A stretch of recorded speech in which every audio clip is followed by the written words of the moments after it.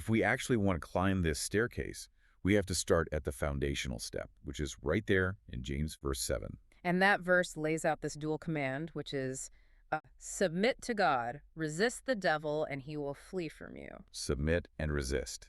On paper, those are two wildly different energies. They really are. And to understand the mechanism of how they actually work together, the study dug into the original Greek word that James used for submit, which is hupotasso. I feel like in modern culture, the word submit just triggers a ton of defensive walls for people. Oh, absolutely. It sounds like giving up or letting someone turn you into a doormat. It just feels like a total loss of agency. And that is a very modern Western interpretation of the word, but hupotasso is actually a military term. Wait, really?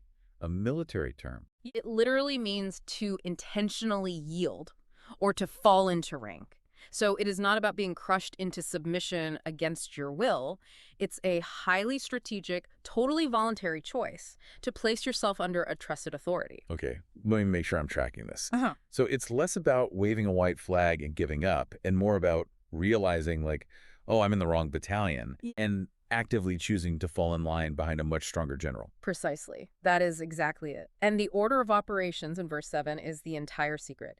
You cannot effectively resist the dark impulses or temptations, what James personifies as the devil, until you have first submitted to God. Wow, so the submission has to come first. It has to. If you try to resist a temptation solely using your own human willpower, you are fighting way out of your weight class. The enemy doesn't flee because you're trying really hard to be a good person. Right. He flees because you have stepped out of the ring entirely and you are standing behind the authority of Christ.